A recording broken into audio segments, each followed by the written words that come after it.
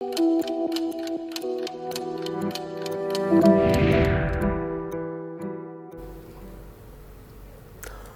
आप देख रहे हैं जेएमडी न्यूज। मैं हूं आपके साथ उमादित्य द्विवेदी। दोपहर के 3 बज चुके हैं और हम बात करने वाले हैं आज की 3 बड़ी खबरों की।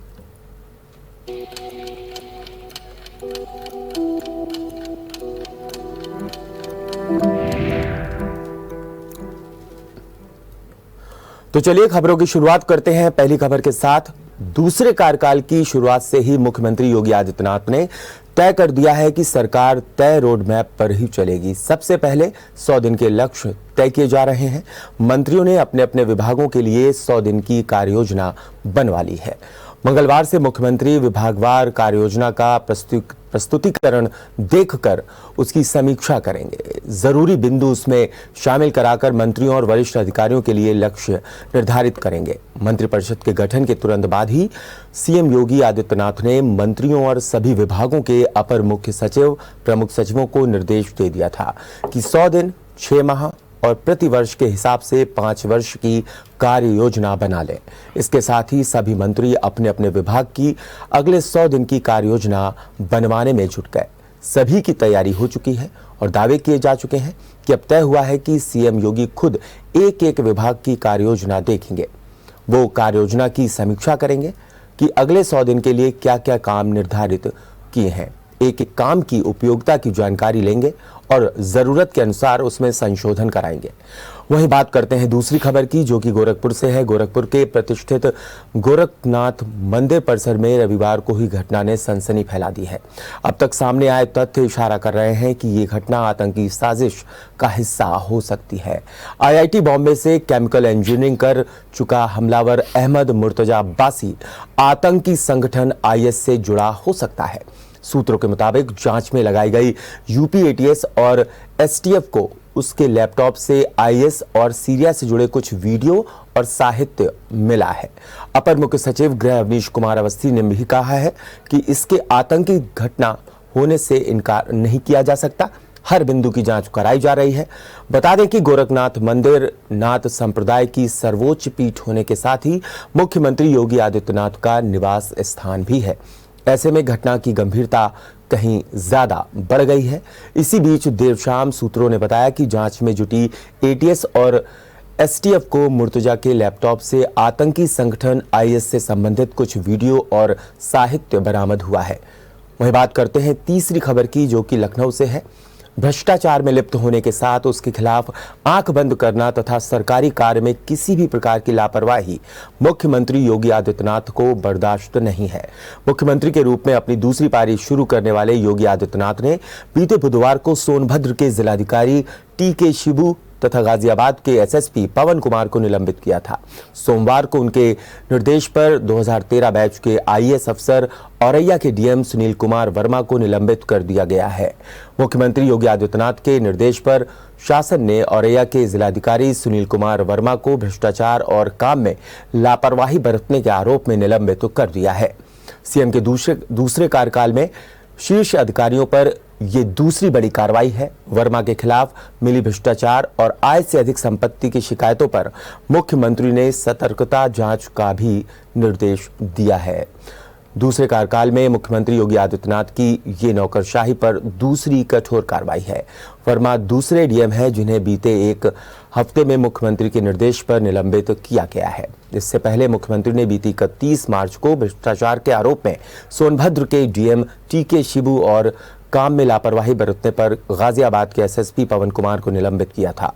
चर्चा है कि कई और अफसर शासन के रडार पर हैं, जिनके खिलाफ आने वाले दिनों में बड़ी कार्रवाई हो सकती है।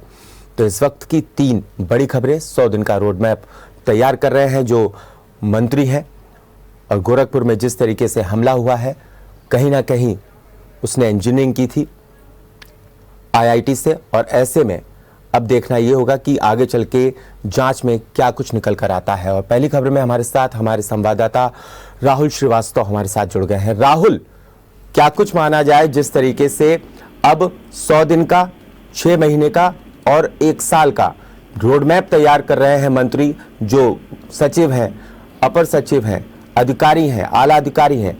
कितनी बड़ी जिम्मेदारी है, क्योंकि एक्शन में नजर आ रही है योगी सरकार। पिछली सरकार में जो गलतियां हुई थी वो इस सरकार में ना हो और जो योजनाओं का लाभ है वो जनता तक ज्यादा से ज्यादा पहुंचे, यही इस बार की प्राथमिकता है सीएम योगी आदित्यनाथ की। दूसरी बात, जो विभाग जिस मंत्री को आवंटित किया गया है उस विभाग के बारे में उसको पूरी जानकारी होनी चाहिए, ये न कि वो अधिकारी के भरोसे बैठा रहे। और आज शायद यही वजह है कि सीएम ने पहले ही दिन कह दिया था कि जो भी विभाग प्रेजेंटेशन देगा उसके जो मंत्री है वो पहले 30 मिनट विभाग के बारे में बताएंगे, क्या कार्य योजना उन्होंने तैयार की है, किस तरह से वो जनता के बीच में जो योजनाएं हैं शासन की और केंद्र के कैसे पहुंचाएंगे, और इसी को लेकर लगातार उन्होंने अपने मंत्रियों को निर्देशित किया था। और यही वजह है कि आज से ये प्रेजेंटेशन शुरू हो रहा है। अलग अलग विभागों के जो मंत्री हैं वो अपने विभाग की अगले 100 दिन में क्या उन्होंने रूपरेखा तैयार की है, किस तरह से वो अपने विभाग में जो कमियां हैं, जो विकास की योजनाएं हैं उसको कैसे वो आगे लेकर जाएंगे। सीएम योगी आदित्यनाथ ने 100 दिन, 6 महीने, 1 वर्ष, 3 वर्ष और 5 वर्ष ये लक्ष्य रखा है कि इस लक्ष्य के अनुसार आप काम कीजिए। पहले 100 दिन में अपनी परफॉर्मेंस दीजिए, अपने विभाग की परफॉर्मेंस दीजिए, जनता के बीच में जो वायदे किए गए हैं, जो बीजेपी ने संकल्प पत्र जारी किया था, जिस चुनाव से पहले वायदे किए गए थे, उस विभाग से जुड़े वायदे, उन वायदों को पूरा करने के लिए जुट जाइए। इसके अलावा जो तमाम योजनाएं हैं उन योजनाओं को पूरा करने का हर संभव प्रयास कीजिए। यही वजह है कि सीएम आज करीब मंत्रिमंडल शपथ के 15-20 दिन बाद आज वो विभागों का प्रेजेंटेशन देखेंगे कि किस विभाग में क्या रूपरेखा अगले 100 दिन में तैयार की है, किस तरह से वो काम करेंगे। जितने भी मंत्री हैं आप देख रहे हैं कि एक्शन मोड में लगातार जिलों का दौरा कर रहे हैं, लोगों के बीच जा रहे हैं, उनकी समस्याओं को सुन रहे हैं, जिनको जिनको विभाग आवंटित हुआ है। आज सीएम उन विभागों का प्रेजेंटेशन देखेंगे और खुद मंत्री ये प्रेजेंटेशन देंगे, ना कि कोई प्रमुख सचिव देगा या न सचिव स्तर का अधिकारी देगा। खुद मंत्री बताएंगे कि उन्होंने 100 दिन तक किस तरह का रोड मैप तैयार किया है, किस तरह की योजनाएं वो जनता के बीच में ले जाएंगे, किस तरह से जनता को लाभ पहुंचाएंगे इन योजनाओं के माध्यम से। इसको लेकर आपकी प्रेजेंटेशन शुरू हो रहा है। राहुल, एक यहाँ से संदेश देने की कोशिश है योगी आदित्यनाथ की कोशिश रहेगी और अधिकारियों तक भी संदेश पहुंचा है कि अब आपको काम करना है। मंत्रियों तक संदेश है अब आपको बिल्कुल वर्किंग मोड में नजर आना है 5 साल पूरे। और ऐसे में जनता तक भी एक मैसेज पहुंच रहा है कि ये आपके द्वारा चुनी गई सरकार है, तो आपके लिए वो 24 घंटे 7 दिन काम करेंगी। बिल्कुल बिल्कुल यही मैसेज देना चाहते हैं। पिछली सरकार में कई बार ऐसी स्थिति आ गई थी कि जहां पर खुद मंत्रियों ने सीएम के सामने गुहार लगाई थी कि अधिकारी उनकी नहीं सुन रहे हैं, अधिकारी उनके जो भी वो निर्देश दे रहे हैं उसको वो पालन नहीं कर रहे हैं। शायद यही वजह है कि इस बार सीएम योगी आदित्यनाथ काफी सख्त मूड में है। खुद जब मंत्री विभाग का प्रेजेंटेशन तैयार करेगा, खुद जब वो कार्य योजना तैयार करेगा तो निश्चित तौर पर उसको बारीकी जानकारी होगी। पहले ये जानकारी नहीं ज्यादा होती थी, बारीकी जानकारी मंत्री तक नहीं पहुंच पाती थी। शायद यही वजह थी कि अधिकारी अपने मन की करते थे। लेकिन इस बार अधिकारियों पर लगाम लगाने के लिए, जनता तक उन योजनाओं का लाभ पहुंचाने के लिए मंत्री को इस विभाग की पूर्ण रूप से जानकारी हो, किसके लिए सीएम योगी आदित्यनाथ ने कदम उठाया है कि कुछ जो मंत्री है वो प्रेजेंटेशन देंगे, तैयारी किस तरह से उन्होंने अगले 100 दिन की है और किसका लाभ कितना जनता तक मिल रहा है, इसको लेकर वो ये प्रेजेंटेशन देखेंगे और आवश्यक दिशा निर्देश भी देंगे। जहां पर सुधार की जरूरत है, सुधार को लेकर वो दिशा निर्देशित भी करेंगे। तो निश्चित तौर पर एक पहल है सीएम योगी आदित्यनाथ की, लगातार वो उत्तर प्रदेश के विकास के ऊपर काम कर रहे हैं। उसी क्रम में ये प्रेजेंटेशन है वो आज से सीएम योगी आदित्यनाथ के सामने अलग अलग विभाग के मंत्री रखेंगे।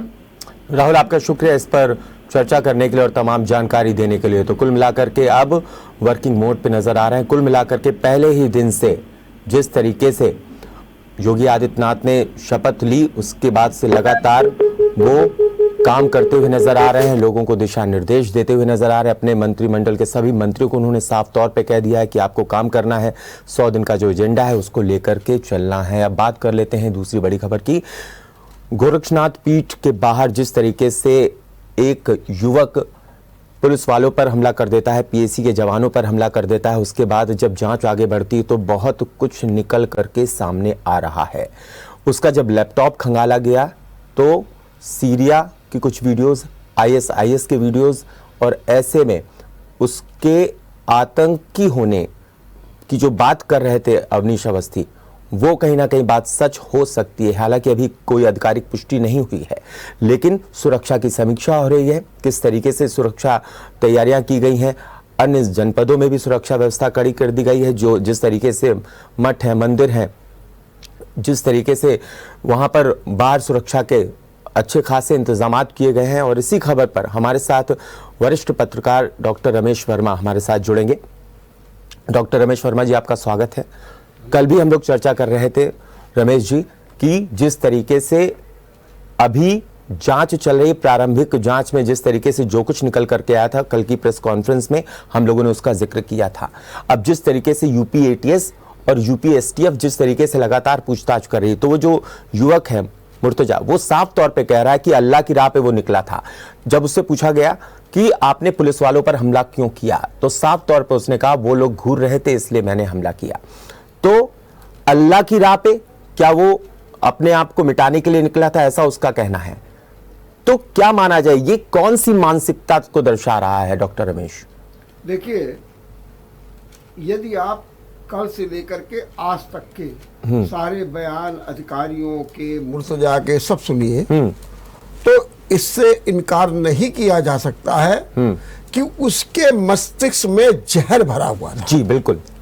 और इतना जहर भरा हुआ था कि वो मर मिटने के लिए तैयार था। हाँ, ठीक है, आप कह सकते हैं कि साहब वो बीमार था, तो बीमार वो किसी चीज के लिए हो सकता, कोई जरूरी तो नहीं है कि वो मानसिक रोगी हो। बीमार होना दूसरी बात है, लेकिन अगर आपके जहन में जहर भरा हो देश के प्रति, देश के नेताओं के प्रति, कर्णधारों के भी, और आप इस बात पे तत्पर हो जाएं कि हमें तो बस मरना है, जैसे उनके पिताजी कह रहे हैं टेंडेंसी है जान देने की, मरना है, तो मरने का जो तरीका ये अपना रहे मुर्तजा जी, तो उनमें क्या कहा जा रहा कि जब उनसे पूछा गया कि भाई ये बताओ कि तुम कहाँ गए थे, क्यों हमला करने गए थे, जवाब क्या आता है?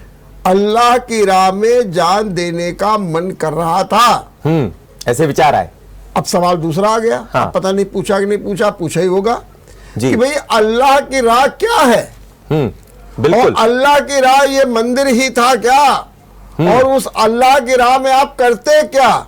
सीधी सी बात ये, भाई अल्लाह की राह में जान देने का आपका मन कर रहा था, तो ये क्या रास्ता अल्लाह का था, क्या था? और फिर कैसे आप जान देते? अरे भाई आपको जान देना था तो जान देने का आपका तरीका क्या था? इन तमाम सवालों के जवाब बाकी हैं, और ये सवाल दर्शाते हैं जी कि हम जो है पूरी तरीके से किसी एक विशेष साजिश के तहत हमला करने आए थे। अब दूसरा सवाल कह रहे हैं आपने सिपाहियों पर हमला क्यों किया? जी, कह वो हमको घूर रहे थे। तो जब आप जान देने जा रहे थे तो आपकी नजरें क्या उन सिपाहियों पर घूरने वाले थी क्या? आप किस उद्देश्य से पहुंचे थे? और आपने क्यों समझ रखा था कि हमको घूर रहे हैं तो आपको इसीलिए घूर रहे हैं? हाँ। क्योंकि आप में संदिग्ध परिस्थितियां हैं। हाँ, तो निश्चित रूप से सिपाहियों ने बड़ा काम किया। बिल्कुल। और जो लैपटॉप से या जो अन्य जगह की जानकारी आ रही है उसमें अगर आप देखिए उसका माइंड वॉश कैसे होता है। कभी वो जाकिर जो प्रतिबंधित संगठन के हैं, जो इस्लाम को लेकर बात करते हैं, दूसरे धर्मों पर खिलाफ बोलते हैं, जिन्हें भारत में प्रतिबंध भी लगा दिया गया, उनके बयान आते हैं। तमाम आतंकवादी गतिविधियों की बातें आती हैं। तो निश्चित रूप से आप कुछ भी कहें, लेकिन इससे इनकार कतई नहीं किया जा सकता है कि आतंकी गतिविधि नहीं है। दूसरी चीज एक और भी है कि ये कहां से हुआ, इसका उद्गम कहां है, इसका मास्टरमाइंड कौन है, तलाश उसकी करने की है। डॉक्टर रमेश, जिस तरीके से कहा जा रहा है इसने मुंबई से आईआईटी किया, केमिकल इंजीनियर है, बाकायदा पढ़ा लिखा इंसान है, और ऐसे में ऐसे लोगों का ब्रेन वॉश हो जाना इस समाज को किस पायदान पे खड़ा हुआ देखते हैं आप? दूसरी चीज, इसने कई यात्राएं की, नेपाल भी गया ये, और भी अभी नजर है एटीएस की और एसटीएफ की, खंगाला जा रहा है कि ये कहां कहां किन किन देशों की यात्रा पे गया है, किससे किससे मिलता था, कौन कौन इसके संपर्क में था। ऐसे में एक आतंकी संगठन की भी बात की जा रही है, नाम लिया जा रहा है, हालांकि अभी आधिकारिक पुष्टि नहीं है, अभी जांच चल रही है। जांच आगे आगे जैसे बढ़ेगी पत्ते खुल जाएंगे। लेकिन अगर एक केमिकल इंजीनियर इस तरह की घटना करता है तो फिर क्या माना जाए? क्या एजुकेशन कहीं इन सब चीजों को रोक नहीं पा रही है? शिक्षा ही तो रोकती है, हमारे जीवन स्तर को सुधार करती है, लेकिन इसका तो जीवन स्तर आप देख ही रहे हैं किस तरीके की इसने घटना को अंजाम दे दिया। जब हमारे देश में जी अफजल गुरु हाँ। की मैं बात कर रहा हूँ जी वो आतंकवादी लिप्त में हो जाते हैं, तो ये तो केमिकल इंजीनियरिंग है। हाँ इसकी की सोच की आप क्या बात कर सकते हैं? हमारे यहाँ गुरु, हमारे यहाँ जवाहरलाल नेहरू यूनिवर्सिटी के किस तरीके से प्रोफेसर्स हाँ किस तरीके से अलगाववादी बातें करते हैं, किस तरीके से जी बिल्कुल मत भिन्नता के नाम पर मन भिन्नता को पैदा करते हैं। वामपंथी यहाँ सोच। पर ऐसे लोग हो तो आप एक इंजीनियर की क्या कल्पना करें, जब आपको तमाम प्रलोभनों से आपको घेर लिया जाएगा और जो धर्म का नशा होता है ना, जी, जी। ये बड़ा विचित्र होता है। और खास तौर से हमारा धर्म तो बहुत ही सहिष्णु है, बिल्कुल सरल है, जी, सहज जी, है जी। लेकिन तमाम धर्म ऐसे हैं जिसमें मुर्तजा के भी धर्म के लिए बात की जाती है कि वो बहुत ही बर्दाश्त न करने वाले व्यक्ति हैं। तो ऐसी परिस्थितियों में ये सब होना कोई बड़ी बात नहीं है। और ये कोई मानक नहीं है कि कोई अगर टीचर है, कोई इंजीनियर है, कोई संत महात्माओं के आपको हाथ सुनी गए किस तरीके जेल जाते हैं, तो संत महात्मा हो, सज्जन पुरुष हो, क्योंकि वो नहीं समझा जा सकता है। तो इसलिए ये जोड़ना कि शिक्षा का प्रभाव, इसको मैं कतई स्वीकार नहीं करता हूं। चलिए, कुल मिलाकर के जरूरी नहीं कि अगर आप इंजीनियर हैं, डॉक्टर हैं या कुछ और पेशा रखते हैं, टीचर हैं, तो आप इस तरीके की सोच आपको घेर नहीं सकती। आपका शुक्रिया डॉक्टर रमेश वर्मा जी, हमसे जुड़ने के लिए और इस पर चर्चा करने के लिए। अभी एक और खबर है जिसके बारे में विस्तृत जानकारी आपको देंगे। आपको बता दें, औरैया के डीएम को सस्पेंड कर दिया गया है। जीरो टॉलरेंस की नीति पर चल रही है योगी सरकार, ब्रेक के उस पार।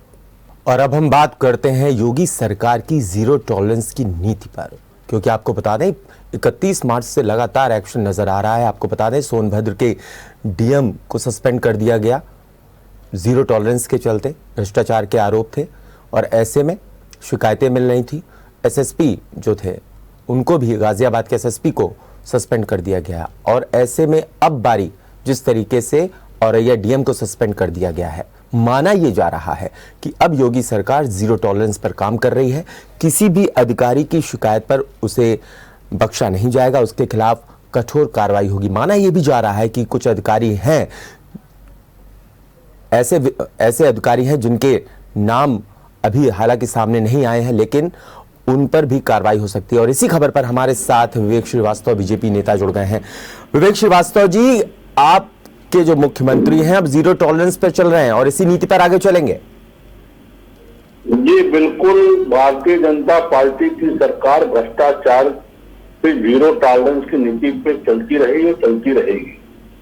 और जो अधिकारी जरा भी भ्रष्टाचार में लिप्त पाया जाएगा, जिसकी शिकायत होगी, जांच में जिसकी रिपोर्ट निगेटिव आएगी, सरकार के स्तर पे उसको बख्शा नहीं जाएगा, चाहे वो छोटा अधिकारी हो चाहे बड़ा अधिकारी हो।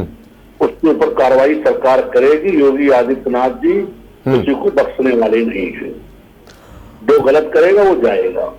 विवेक जी, जिस तरीके से लगातार बात कर रहे हैं योगी आदित्यनाथ, अब जिस तरीके से अधिकारी और मंत्री जो है अपना प्रेजेंटेशन भी देंगे, 100 दिन की जो नीति है, एजेंडा है, जो रोड मैप तैयार है 100 दिन का, 6 महीने का और 1 साल का, उस पर भी बात करते हुए नजर आ रहे हैं। साफ तौर पे जैसे ही उन्होंने शपथ ली तो उसके बाद साफ तौर पे कह दिया था कि भ्रष्टाचार पर नकेल कसने की जरूरत है। मंत्रियों को भी ये दिशा निर्देश दे दिए थे।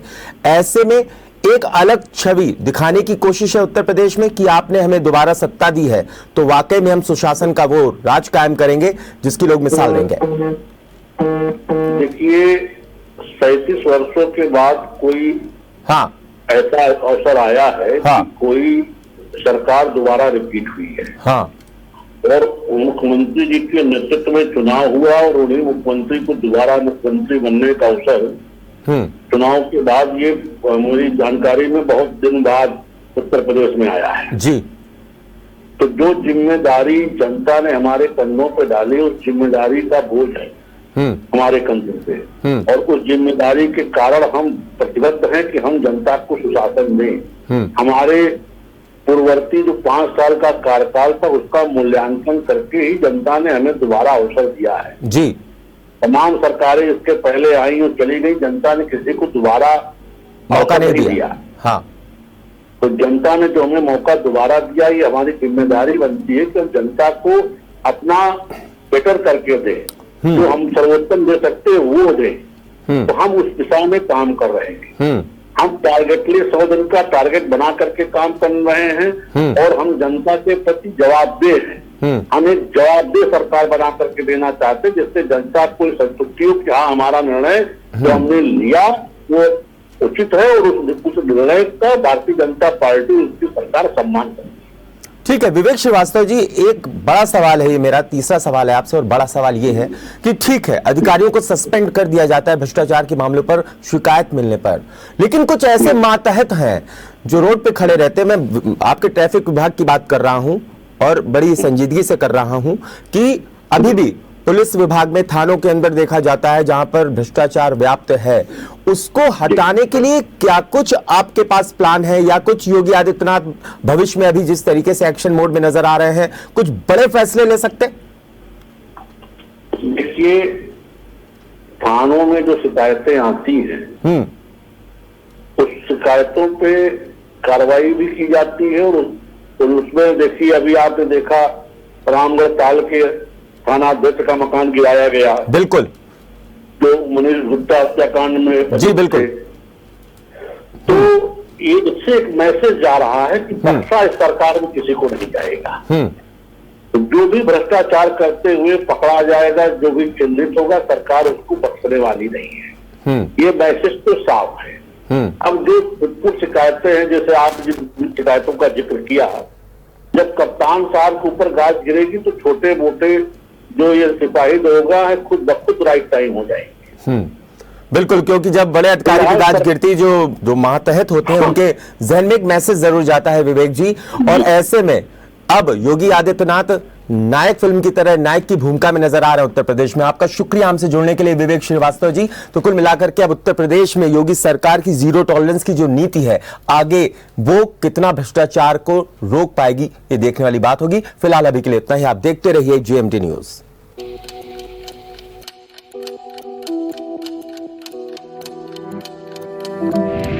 अगर आपको हमारा वीडियो पसंद आया हो तो हमें लाइक करें, सब्सक्राइब करें और ज्यादा से ज्यादा शेयर करें, और हाँ बेल आइकॉन दबाना ना भूलें ताकि हर खबर का अपडेट आप तक पहुंचे तुरंत। आप हमें इंस्टा, ट्विटर और फेसबुक पर भी फॉलो कर सकते हैं। हमारी ID है @GMT News